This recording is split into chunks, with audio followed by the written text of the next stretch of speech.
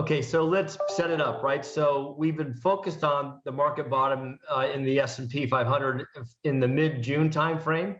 That corresponded with a peaking in the 10-year yields. Over the succeeding few weeks, we got approaching a 15% rally as we got signs of sentiment shifting towards a less hawkish Fed outcome, if you will, but at the same time married with stronger than many expected earnings with Q2 earnings reports. So essentially what you did in our vernacular is you pushed the index through our year-end target, which has been 4,200 for some time. And what that did implicitly was set up for the risk of incremental hawkishness coming back and having a negative impact on the index. So what we've seen over the past week or so has been roughly a 4% decline in the S&P, a little bit more than that in the NASDAQ. And in our view, that's most likely in anticipation of this week's expected commentary by the Fed governor out of the Jackson Hole Symposium. Where does that now leave us in terms of valuations based on your framework? Are we close to fair value?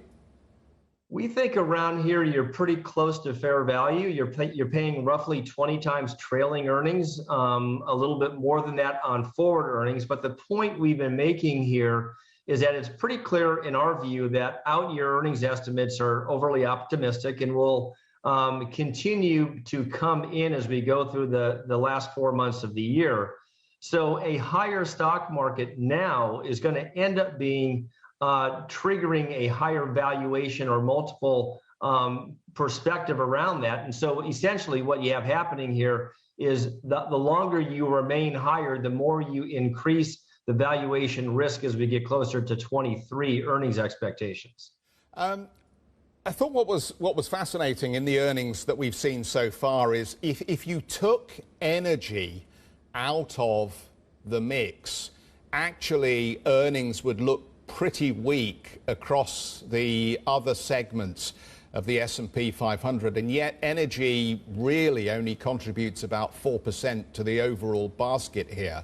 To your point about earnings, how perhaps myopic is the market at the moment on the underlying weakness more broadly across corporate America?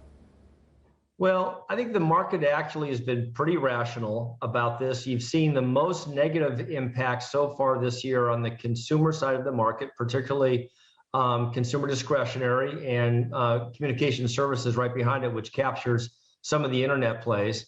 And essentially, the way we're looking at it is that the consumer should be the first focal point of negative impact to rising rates and ongoing inflation concerns, and that's kind of played out. Energy, of course, has been its own story this year. And to your point, let's call it a 4% index weight, but it's going to contribute, upwards of 10% of index earnings this year.